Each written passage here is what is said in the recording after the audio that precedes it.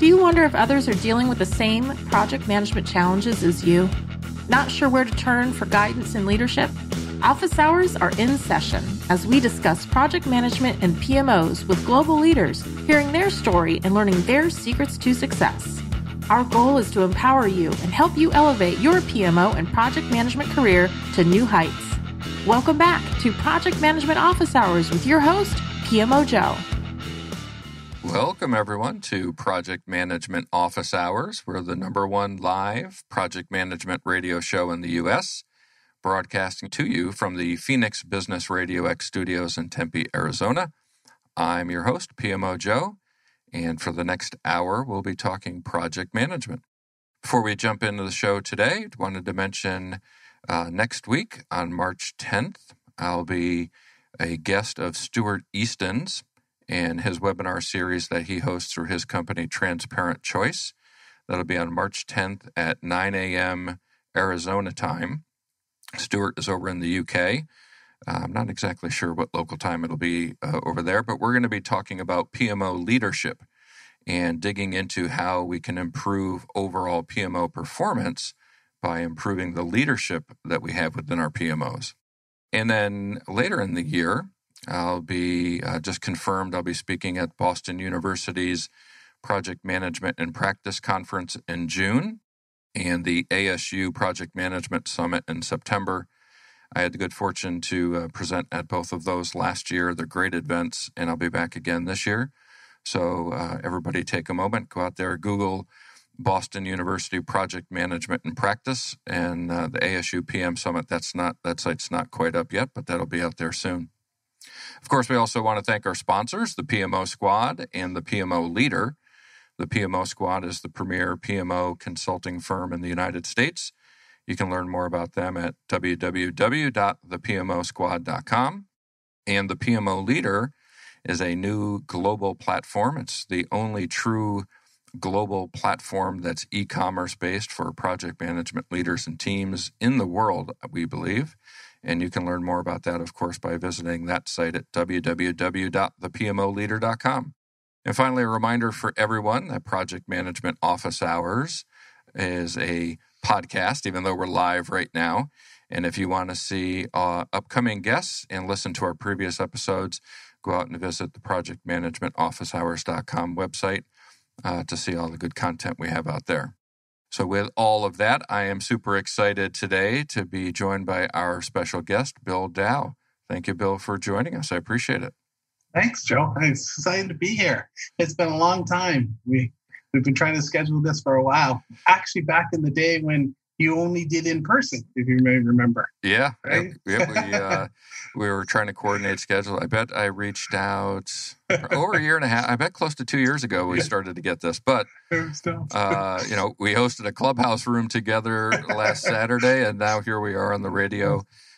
So it's fantastic. If you could take a moment, Bill, just say hello to the listeners and share a little bit about yourself so they get to know more about who you are. Awesome. Thanks, Joe. Yeah, as you said, my name is Bill Dow. I have 30 years in the PMO and project management space. I'm a speaker around the world, so I've spoken London, England, to Las Vegas, to Toronto, to Vancouver, to San Diego, so coast to coast from U.S. to Canada.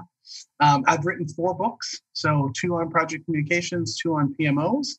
My project communication tools book is still out there, very active. It's actually sold in a number of universities and colleges. So that kind of keeps that engine going. And so one of the, claim to fame is I've managed 10 PMOs. And so 2 at AT&T and Singular, 7 at Microsoft, and now my largest PMO at the University of Washington. And so really, really excited about kind of sharing that experience and my background today.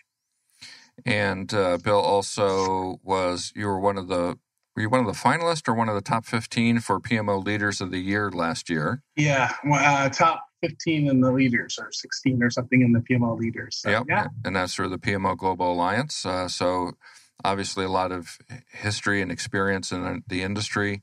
And we have you out on the PMO Leader site as well. So you're out there as a speaker, your books, and getting some of your training and all that stuff out there as well. So thanks so much, Bill. Let's talk project management, right? Let's dig in. Let's jump in. Okay. And, for us, we always like to have on our show not just the technical side of project management, but the journey, right? How do we get to where we are today? And as you mentioned, you've had 10 PMOs, and you know, that takes time, right? 30 years worth of experience. What's that journey like for you? How's that? Yeah. Well, I got to take it back. I got to take it back to 1991, actually, when I managed my first project. So, you know, like most PMO managers or directors, we all generally start from being project managers. You just don't magically become a PMO manager or director. But in 1991, I was working at Ministry of Transportation and Highways in Victoria, BC. And I was actually moving two big projects. They were on the mainframe, and they were moving to Oracle. And so back in the mainframe days, right? And so a long time ago, so one was called the Rockfall Hazardous Rating System. And it was a very, very complicated project because what we did is we had to go inventory every rock slope in the province of BC. Oh, wow. Because from a safety perspective, so if a rock would fall onto a car on a highway, we needed to, from a legal perspective, we needed to know the characteristics of that rock slope. So that was one of my first projects I ever managed. And then I jumped into another project, which was called Railway Crossing Inventory System, which was the same thing, was mainframe to Oracle. And just the nuances of taking people off a mainframe onto an Oracle client server back at the time was just very complicated. And Railway Crossing was the same thing. We had to safety and do the inventory of those projects. And that I fell in love with project management then. I fell in love with driving teams and organizing teams and really passionate about, you know, how can I make these projects successful? And how do I drive the success of the projects? So from there, I did that for about 9 years or so. And then I jumped to a PMO manager. And then I jumped to a portfolio manager. And then I jumped to a program manager. And then back to a project manager. And then back to a PMO manager and now a PMO director. So it's been a ride, but it really has been interesting to do all those various roles because you come at these roles from different characteristics. But my heart, my passion is still in project management. And therefore, as I drive and deliver these PMOs, I think it really, that passion and that excitement comes out on a regular basis as I try to execute and make the PMOs better. You know, and back when you and I were in college, they didn't have project management degrees, right? So no. What were you doing before in 91 before you became a PM, right? I mean, like I was just an accidental PM like you, right? I mean, I didn't even know what a project manager was, right? I didn't even know that was a role. So I started as a developer in Xbase.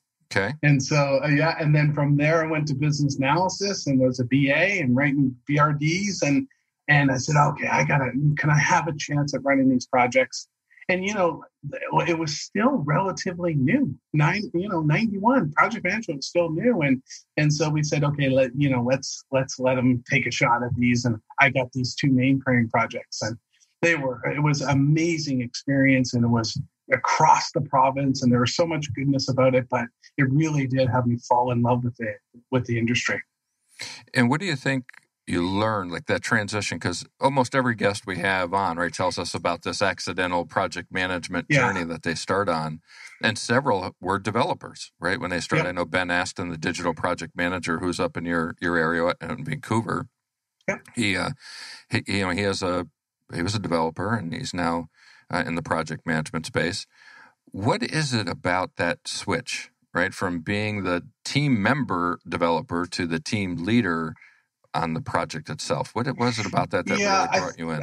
I love the leadership components. I love the coordination components. I really love the fact that you needed to drive the execution of the team.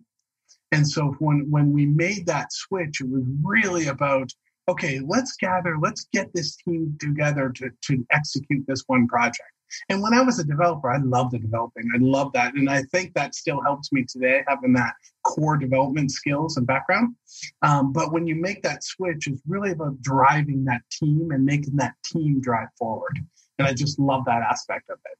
Yeah, it completely makes sense. And then, of course, the journey up the proverbial corporate ladder, right, to hit all the different roles. How do you, as I mentioned, I'm going to be talking with Stuart Easton next week about PMO leadership, and you've got an experience there. We've done some survey work, and we found that it's close to 80% of first-time PMO leaders were project managers, right, promoted up into a manager role. And then they do horrible, right? They fail miserably. Yeah. What do you think are some of the key things that differentiate being a project manager from being a PMO leader? Yeah. So one of the key components of project management is you go deep.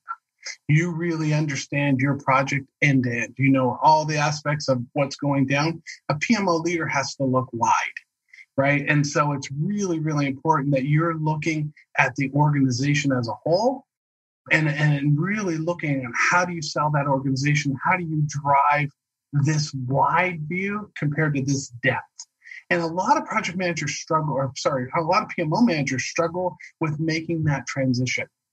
And so when I talked about popping from a portfolio manager to a project manager to a program manager, it allowed me to have that wider view that sometimes PMO managers who become accidental, they go from superstar project manager to the PMO manager, they don't get that wide view right away.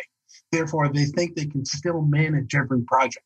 They think they can still go deep on every project, and you just can't do that.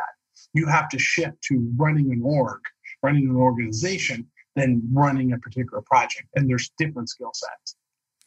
So how do we as industry leaders communicate to organizational leaders that they need to be prepping or training or preparing PMO managers and directors to be leaders and not just project managers? What can we do to help improve that?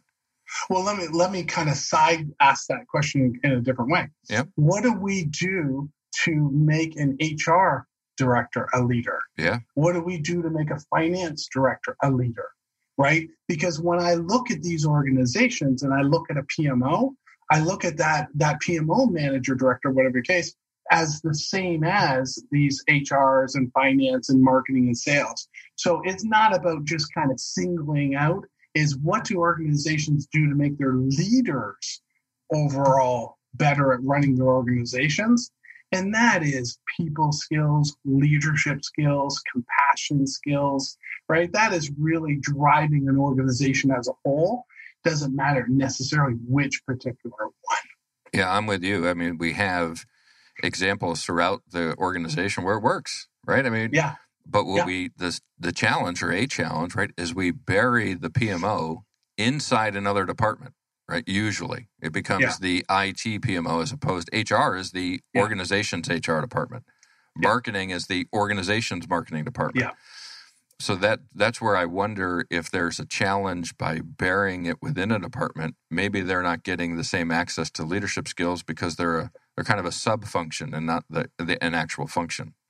Yeah, and every company's going to differ, right? Yeah. Based on the size and the complexity of Microsoft, which will have multiple layers, could put their PMOs in various places. So generally 100% right. They generally fall in IT. But I mean, we need to change that conversation. Let's have it fall at the same place finance and HR does. And then that would fundamentally change how PMO directors are looked at. Yeah, it makes sense. And certainly we don't want to always just look at what fails, right? But PMOs succeed, right? There's tremendous value in having a PMO.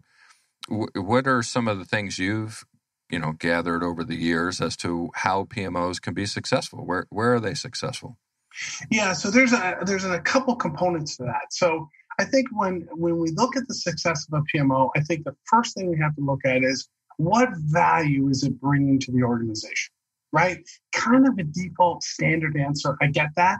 But across the 10 PMOs, I'm always asked that question. Like, what do you bring? Like, what value do you bring, right?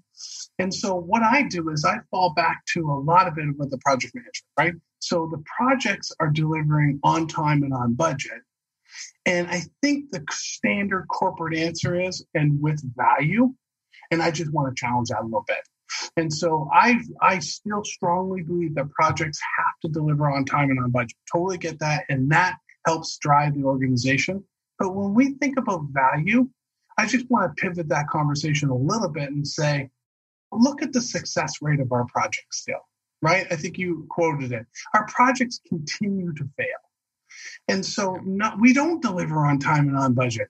So don't even add value. Don't add those other things yet. Let's just nail on time and on budget first. And then we can start adding value. Because when I think about value, a lot of times it's on the team or the project team or the project manager to deliver that value. And I don't believe that's the case. I think it's on the organization who's receiving the project. Because my project managers are working on 3 or 4 projects right now. They have no time to collect value that could take 6, 8, 2, 3 years to actually realize. So I'd like to pivot the conversation. What I've been doing is pivoting and saying, you know what? We will nail our on time. We will nail our on budget, right? We'll nail that first, and then we crawl, walk, run. We'll add some additional features. And one of the things we find is quality, right? Quality is a huge component, and quality's gone out the window. And so, I really feel like we need to nail the basics. And, when you think about quality, right, you think about some of the couple of mobile phone things, right? And so when new releases come out, instead of downloading that mobile phone right away, I look and I search and they go, don't do it, don't do it. We have to patch the patch that just got patched, right? And so I think we got to bring back a different view of that and really look at on time, on budget, nail that first, and then maybe drive quality. But from a PMO manager perspective, you were saying, like, what are some of the things they can do? I think there's 3 or 4 key points, right? They have to first understand relationships. They need to have a seat at the leadership table, and they need to have good relationships all across the leadership, right? They need to be able to know that they can go and speak to any leader about what their organization is doing, what theirs doing, right, and have that organization talk, and they have that good seat at the table. They need to know the strengths and weaknesses of their own PMO, right? I think that's critical, right? We've got superstars, we've got folks that are still developing. Who do we put on? How do we adjust? How do we set up our projects for success? I think that's a key component. I think they need to know their subject area, right? I think they need to know project management. Because what happens is, and I face it every day, is I have project managers that come to me and say, I'm having trouble with my project. What would you do? I know you've managed projects before. Can I get some advice? If you plop a PMO leader in that has no experience managing projects, then I think they're really going to struggle going, I really don't know how I can help you with this. So I think that component of knowing that subject area is critical. And then one thing, and I know you probably won't like this, but I think you have to sell the PMO. I think you're constantly selling the PMO. So what do I mean by that? Right? What I mean is you're selling your organization, you're selling your people, you're selling what your PMO can bring. Right? I've been doing 10 PMOs. I've seen PMOs shut down. I've seen PMOs, right? And so if you're not constantly selling and having that elevator speech, and selling what your people can do, I think you're going to struggle. And I know there's lots of talks, don't sell your PMO and stuff. I'm always selling, and my people know I'm selling on behalf of them, and it's actually worked out very nicely. Yeah, no argument for me on selling. We've actually had some sales experts on our show to try to be able to bring some skills to the project management leader to help them know that they have to sell. And even in the PMO squad, our purpose-driven PMO, within our measurement section, right? It's purpose, measure, optimize. And in our measure, we say communicate your measurements, right? Too often we don't do that. We don't communicate how well we're doing, right? People point out sometimes when we don't do well, but we have to learn that we need to be pounding our chest and letting people know when we do add that value, when we do have success. Yeah, because, I always go back to that little kind of story, a little question. I say, hey, do you think an HR director has to sell the need for the HR? And people, no, clearly there's HR. Do you think a finance director has to sell the need for finance in an organization? No. I think a PMO director has to sell, right?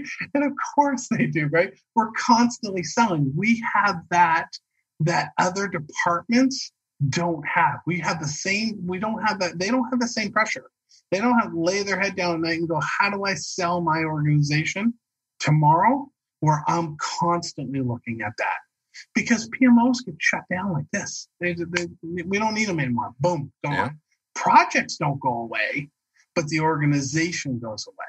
And I've experienced it, right? And so it just happens. So if you have that selling mindset and your people know you're selling on behalf of them, then it really helps solidify you as a leader.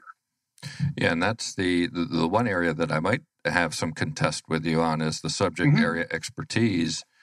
And again, as you mentioned, depends on the organization, the size of the company. A smaller PMO, absolutely, I agree with you. It's maybe in a larger PMO where there's layers of leadership, a director and then maybe managers. Having your managers who are the subject matter experts and your director be an organizational leader expert, their ability to sell, if they came out of finance, for instance, or if they came out of operations or manufacturing, they know how to lead large functions.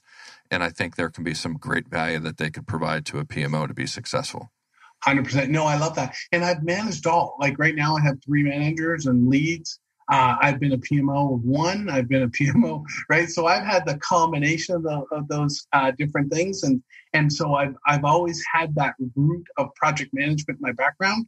So folks can come and go, hey, what would you do? What would you do? But ideally, you're 100% right. It should go through the manager layer.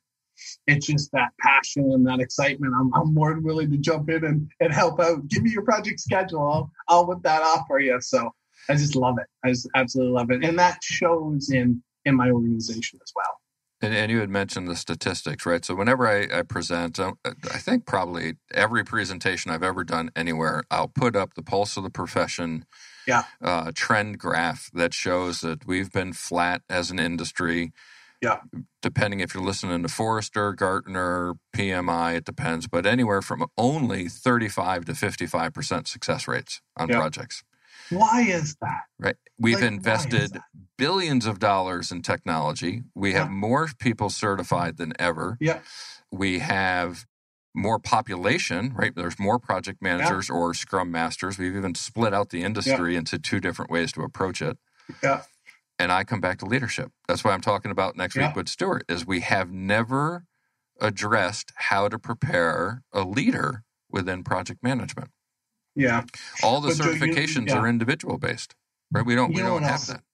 You know what else has changed though is the 4 to 5 projects that PMs are managing nowadays. Sure. That has not always been a thing, right? That has slowly shifted over time, right? Over my 30 years, that has slowly shifted. You'd have 2, right? And they'd be big, meaty projects. But we're hearing, and, we interviewed some folks or talked to some folks yesterday, 16 projects, 15, 25, 70.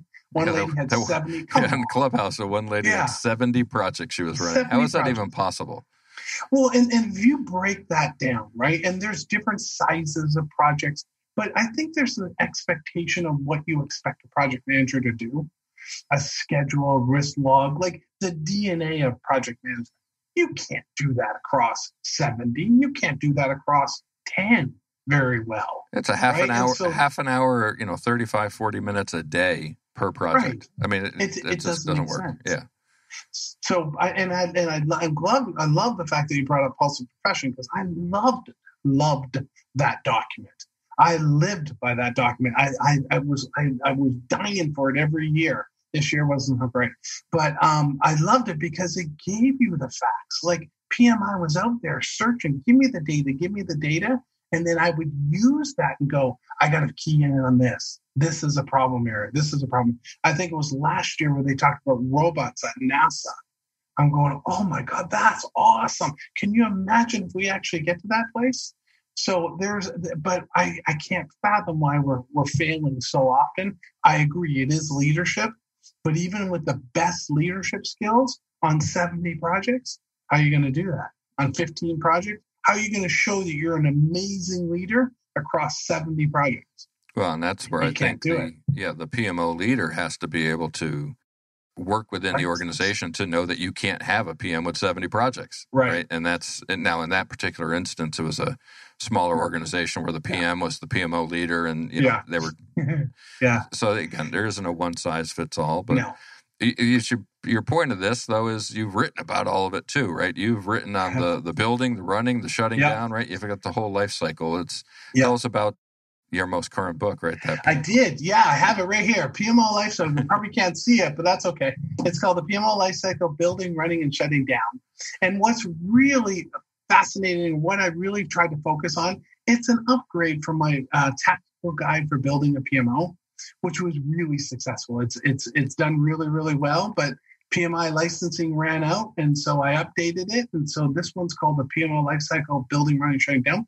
And what it has is 3 components: how to build a PMO, how to run a PMO, and how to shut down a PMO.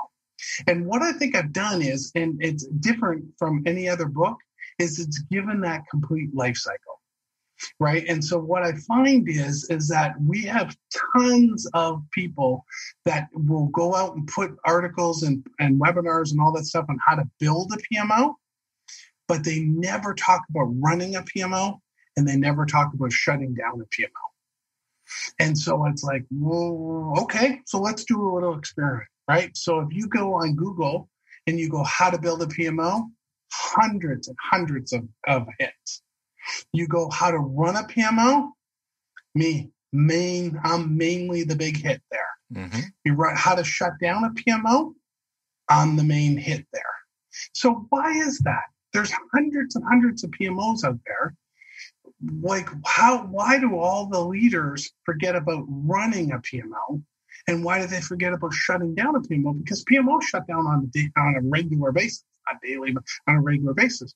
Why are we not tackling those 3 components? Well, my book tackles that because it's very different to build it than it is to run it.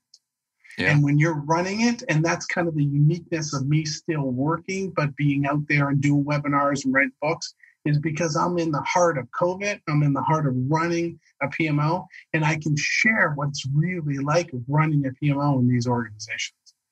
But if you go out there and do the Google searches, it's amazing that these top leaders have missed running and shutting down. They're just not there. Yeah, it's a good point. Yeah, good point. And obviously the practical experience as someone who's still running them, right? You have that firsthand knowledge. The guess is we do such a bad job, industry, at building them that there's so much time that people don't even get to the point of how do I run one, because I'm always in that point of building and improving. But help me on the shutting down part, right? So if I'm a manager of a PMO, I don't want to shut down my PMO. I'm going to be out of a job. Yeah. Well, sometimes you don't get that choice. Let's be clear. Sometimes you don't get that choice. Certainly. So, let's talk about shutting down. So I've shut down multiple for a variety of reasons. One was it was a program PMO, and the program got canceled. Sure. So you shut down. Yeah. Right? One was, hey, you're all getting laid off. We're doing 14,000 person layoff at a big company. You're shutting it down. Right? So there's multiple scenarios. Now, this is why I laid that out, because they're shutting down the PMO, and then there's, you get laid off, or they're shutting down the PMO and you're still there. And so I'm saying you got to start strong and you got to end strong, because you don't know what's going to necessarily happen to you at the end of that shutdown. And it's not just about reversing what you built and reversing what you ran. It's about contracts. It's about vendors. It's about, I have software licenses that I've got going because it's all PMO software. What happens to that when it shuts down? Shutting down an organization like this is a major component and a major set of steps. And I've outlined those big steps because, frankly, it's not out there. Like there's just nothing out there. And so that's where I kind of wrapped it up in that book and the end-to-end. So, and again, we want people to go get the book. So one would be, where can they get the book? But then second, what are some of the highlights for running? As you mentioned, right? People are building and shutting. What's running? So where can they get it? And then touch on some of the highlights of how to run a PMO. So one of the things I did is I expanded all my markets. Some people just hate Amazon. So I got out of I'm on Amazon, on Barnes & Noble, on Apple. I'm on every book platform you could possibly imagine, because I frankly had people coming to me and saying, hey, can I buy it other than Amazon? So it's everywhere. So you just Google the PMO Lifecycle, building, running, and shutting down, and you'll get it. I love that question about running, because when you unpack running, what does that mean, right? Well, there's lots of things that we cover in it, but some of the things are things such as a priority list, okay? When you're building a PMO, you're not building out the priority of your projects. You're building an organization. Mm-hmm. So you got to have a priority list. You have to have transition plans. You have to have standard status reports, standard dashboards, right? Some of these things you don't build in the building part because you don't have the data yet. You're just building the org, you're hiring people, you're building it up. But I laid out, I think there's about 16 different components of actually what is you do in building a PMO that's actually builds on to from the building part. So you build it and then you run it, and there's about 16 parts to running the PMO. So obviously, tremendous experience, lots of content with books and presentations and others. Yet you've decided, right, to keep running PMOs, whereas someone like myself, right, I started the PMO squad and we're a consulting firm helping other organizations. Yeah. What's the thought process to stay as a practitioner as opposed to a coach or a consultant and making that sort of transition? That's a great call. And I've been doing that. So my first book, the Project Communication Bible, went out in 2008. So I've been speaking and presenting and webinars and all that since 2008. And so I love that component because I love being out there and sharing all that information. But I still want to keep working. I still like being in the heart of actually delivering things during the things that are going on now. So, for example, we're in the middle of COVID, right? And so to be part of COVID and moving folks to remote and how do we work in a remote environment, that has just been a tremendous aspect of my career. And I still love that. I still love being in the middle of it and growing and driving and continue to go. Now, if this PMO gets shut down or we get shift things, maybe I'll make that move. But right now, I just love it. I just love being in the middle of it, especially with these the certain circumstances of the world right now. It's been amazing to be part of it. Yeah, I mean, it's certainly a active participant gives you a perspective that we consultants certainly are out there helping organizations, but it's been eight years. PMO Squad just turned 8 years. So it's been 8 years since I've run a PMO, right? Yeah. And I hope it's like a bicycle and think I'll never forget how to do it. But they're all unique. Things have changed, right? Yeah, things absolutely. have changed, especially with this remote world we're at. Now, what's really funny is that, I was involved, I was working in 2000. And so Y2K, we've done the remote thing for a long time, right? Everyone's all up and, we haven't done remote thing. We've done it for 21 years. But what we've not have done is we haven't had our leaders working from home, right? We haven't had our that's where the fundamental shift happened, because remote work's been around forever, right? Y2K is when it all started. The shift is when the leader sat at home. It made for very differences. And this is why we have Zoom. This is why we have Teams. This is why all that product software and remote software has gone so fast, so quickly, because the leaders went home and started working from there. But the remote work has been around forever. But things have changed, though. There's no question that fundamentally, when you have your whole organization remotely, you have to do things differently. Yeah, certainly. It completely makes sense. And obviously, since you're still running PMOs, you've been able to stay closely aligned to the project managers, right? The teams that work for you. What is some of the advice that you can give project managers that are looking for either a new role or an advancement or anything about them? And again, especially in a global pandemic, but even outside that. Yeah. Well, the one thing that we see all the time is still a huge need for project managers. And we've seen Siemens, we've seen HP, we've seen a lot of the big companies have been hiring remote project managers for years. So some advice I would give project managers are twofold. One is I always default back to the art and science. I absolutely love that because so many project managers forget that. that there's a relationship, there's a communications, there's that whole softness of being a leader. And then there's, I need a risk log, I need a schedule, I need a project, I need all the goodness of running a project, right? So advice would be, when you're thinking about, making a move or shifting around, sell and really up your skills in both aspects. Influence without authority, right? Making sure that you can communicate. If you got a chance to sit at the leadership table, what are your leadership skills like? Are you joking? Are you laughing? Are you making crazy marks? Or do you sit there and do you present yourself like a leader? Because there's a big difference in that when you get a chance to actually present and talk to leaders, you need to represent yourself that way. But you also need to know the DNA of running a project. And so sometimes you could have the best leader and the best social person in the world, and they're wonderful, but they don't have a project schedule. They don't have a risk log. There's no status report, right? So there's that blend there. And I think that blend's really, really important.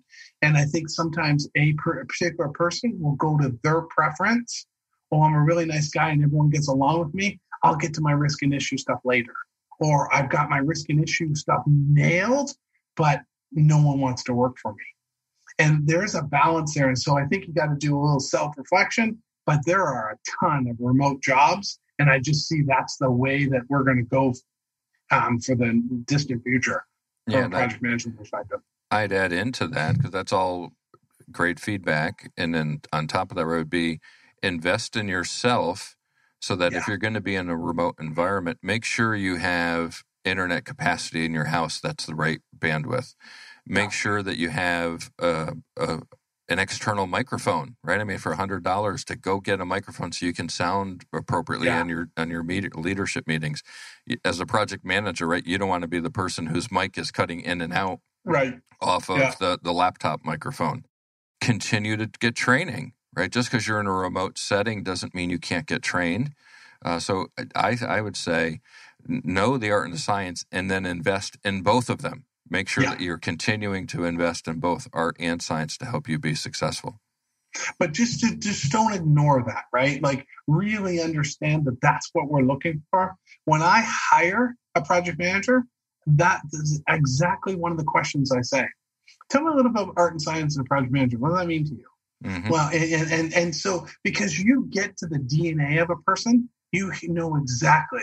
Well, I got great risk logs and I got issue logs and OneNote and blah, blah, blah. And I go, okay, well, tell me about leadership without influence or influence without authority. Communication skills. Yeah, something we get to. Oh, okay, right? Like, you can really quickly, because it's in the DNA of people. They go one way or the other, and really a successful project manager has both and will invest in themselves. So in this new world we're in, how do people find roles, right? I mean, here's an example. Yesterday, or this week rather, a PMO squad is filling a need for a client of ours. I was out. I just posted a message on social media. Somebody responds to that message. I send them a link to a Zoom chat. We have an interview within 5 minutes of posting a position, and they're in front of a client for an interview within an hour. Wow. It's 100% different world out there, right? I mean, I was amazed at how quickly we were able to respond to something like that. Yeah. That's the world we're in, right? So how do we help these project managers? Because obviously lots of downturns, lots of unemployed people out there. Yeah. How do we help them find these new roles? Yeah, and so everyone's going to come from a different perspective, right? So there are people that want to get into project management. There are project managers that are looking for their next role. Everyone's got their own needs. Everyone's got their own desires, their salary. It's not a case-by-case basis, but sometimes a little bit is. And you want to work with that individual to say, what are your needs? What are your, but it's really about getting them skilled, getting them trained. One of the things that I had done for years in some of my Microsoft PMOs were I hired project coordinators. And project coordinators were very low cost, but they were amazing help to the project managers. And was that ever an amazing experience to get people who are out of school or just getting fresh into the environment, gave them project management experience. So if I'm looking for a job, I'm looking for coordinator roles. I'm looking for junior project manager roles. I mentor a ton of people, and I have that exact conversation. I was mentoring a gentleman who just got out of the Army. And he said, hey, how do I get a PM role? And I said, okay, let's look at your experience, let's look at your background, but let's focus on a coordinator. Let's focus on a junior project manager, and hundreds of vendor companies will hire these project coordinators because there's always that need out there with that low cost, low entry skill set entry, but just gives them amazing experience. And then I would point most of the people to the captain, because I think the captain from PMI has done a great job to get people into the industry and start talking that same language. And so that's some of the things where I actually mentor people, and they find these coordinator type or junior project manager type of jobs.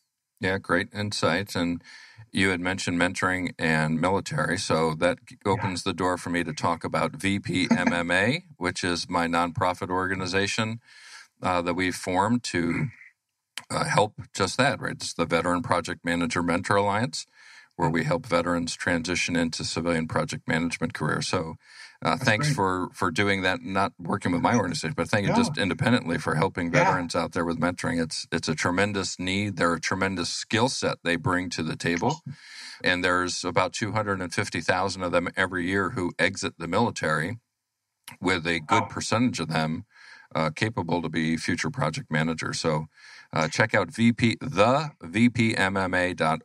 everybody who's listening, to see if it's a great opportunity for you to be a mentor and help a veteran come into the project management space. And the gentleman I worked with, actually, he wrote a white paper.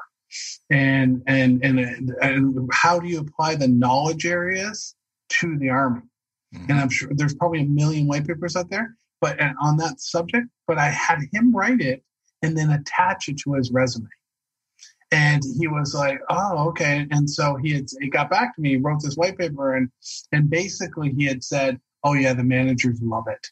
This is just like, here, attach your resume, but add this white paper.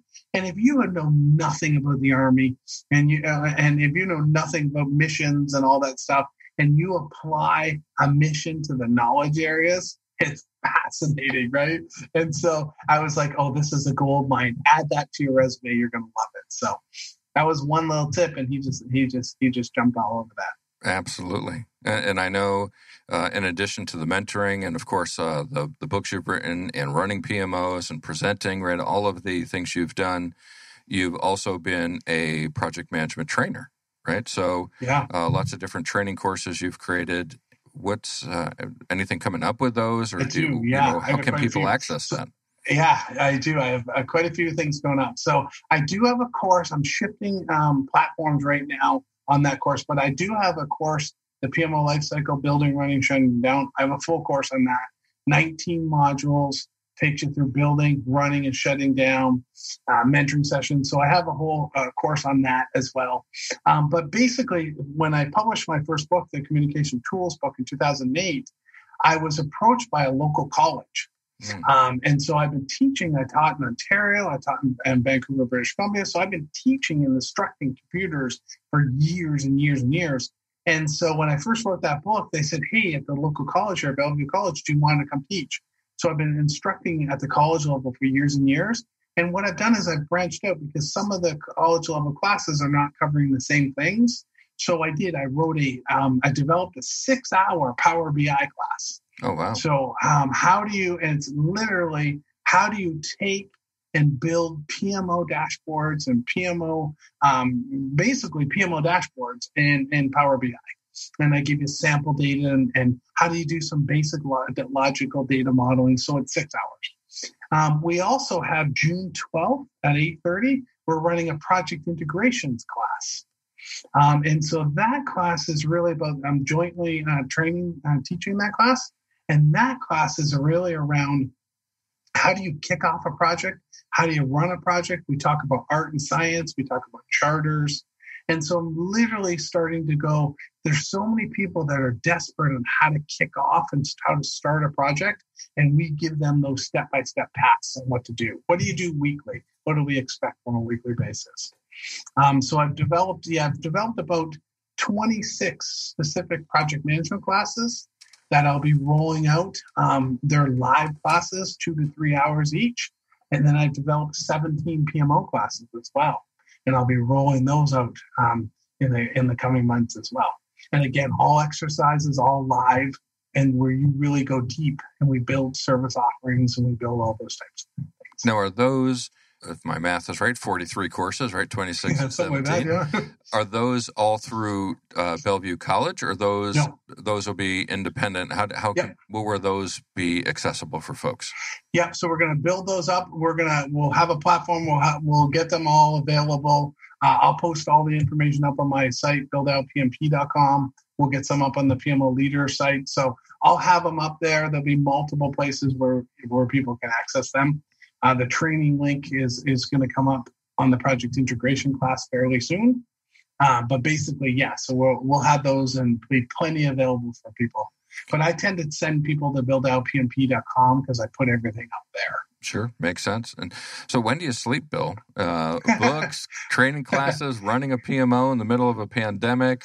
Yeah.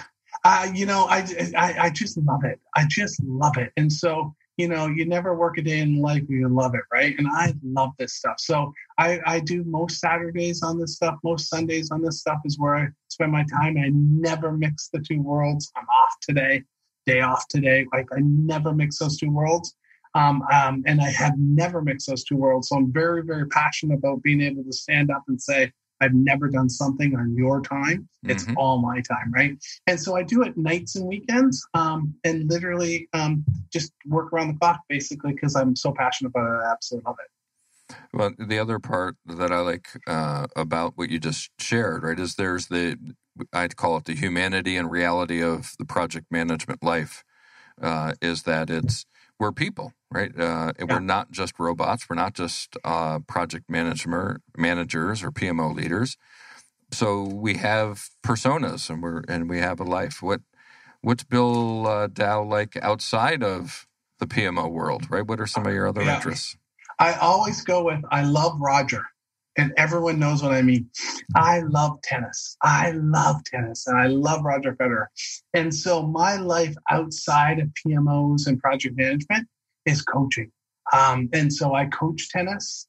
I'm a USPTA elite tennis coach. I play tennis, but I'm also a wheelchair tennis coach. So I have every 2 weeks, I have 4 to 5 adult students that are in wheelchairs. And I got myself certified in wheelchair coaching, which was a very difficult test, actually, but I got through it. And so every 2 weeks, even during most of the pandemic, we go out and we do wheelchair tennis, and I coach the players in their wheelchairs. And it's just a huge passion for me. I absolutely love it. I make $20 or something for doing it, but it's nothing to do with money. I just love it. It's my same passion for tennis I have for PMOs. And so I really, really love my wheelchair tennis. So, and are you able to, in the pandemic, right? Are you able to do that? Because obviously coaching, you're trying to be close to your athlete, right? To help them instruct them. How has the pandemic influenced that? Yeah. So I stepped away from able body because that was a full Saturday where I did 6 hours or 7 hours on Saturdays for able body. And I do wheelchair, but we do it with masks, 4 on a court, only one coach. There's all the parameters in the world that are set up. We did have a small delay, but we were back last Monday night. We were out there hitting, and they just love it. It's an hour and a half every Monday or every biweekly Mondays. But with all the parameters and all the masks and all the cleaning, and they can't touch balls, and there's a whole thing. The USPTA has put out all the rules, but yeah, we do it. We still do it. And so I'm a sports fan, and while tennis normally isn't on the top of my list, I try to be well versed in everything, right? And I did not know that's where you were going with your sport. So we'll see if I can keep up with you here. But you love Roger. Roger's about to get passed by either Rafi or Novak no doubt. To get more titles. Where do you think that helps him rank in comparison to them? He's still the GOAT. Doesn't matter. It doesn't matter. You know why? It's his personality. It's people love Roger. They love Rafa. They don't love Djokovic. They like Djokovic. They don't love him. They love Roger. Roger instills a passion that just, it's Roger. Like there's a passion about Roger Federer that just leaks to millions around the world. So much so that I tried to get a coin. They put a commemorative coin from Sweden. And it was like sold out within a minute or something, right? And it was like 100,000 Roger coins. And still trying to get my coin. They love them. A Djokovic coin would not sell out in a minute. I'm telling you, there's just something about this guy that people it's amazing. And how do you compare eras, right? So for me, growing up, Bjorn Borg was my guy, right? He was he was the best, right? But you go from the wooden racket to the modernization of the sport, right? And now it's just it's a different game, right? It's a power game as opposed to a technique and finesse game. Where would you rank someone like a Roger Federer? Yeah, I think he would adapt and adjust, but there's not only the rackets, there's the data behind it. There's the science behind it. There's a serve +1. There's so much data and science and logistics to it that there wasn't there when Rod Laver, for example, would go out and play. They just go hit. Right. But the rackets have changed the game. The surface has changed the game, the balls, the pressure. There are so many aspects that have changed from those days. And I'm a huge McEnroe fan. I love McEnroe. But and so many things have changed that I think a Roger would have adjusted, because ultimately back then was serve and volley, and that's really where his game is. And so I think he would have adjusted, but I don't know. We will never know. I still think he'll be the GOAT, and it's not about his numbers. It's about him, the person. So one last tennis question, and then we'll jump back to some project management stuff. Okay. But hey, I'm a sports fan. I could talk all day about tennis. Would be, obviously Bobby Riggs, Billie Jean King, the big thing back there, man against women. But again, the evolution of the women's game has probably gone more so than the men's game. Someone like Serena Williams, who's absolutely an amazing athlete and personality. How does she compare to what's happening in the men's game? Would we ever be able to see an opportunity where the two sports come together at some events to have a combined event? I don't think so. We see mixed doubles, right? We see mixed doubles. And if you ever watch mixed doubles, there's a lot of going after the weaker person, no matter who that is. But I don't see it. I see you've got some big, strong servers, and you got some big, powerful people, and Serena could definitely fall within some of those. But the men is just their serves are 200 miles an hour, right? The women are just not hitting at that level. I wouldn't even want to see that. I think that would just, let's keep the games. The women's game is an amazing game. They play some amazing tennis. The men have their own characteristics. They play well. I just don't see the mix. I see when they do mixed doubles is really the best, where we combine the two. Awesome. Well, yeah, nice off-ramp to talk about some different things. Love Roger. Back to the project management world.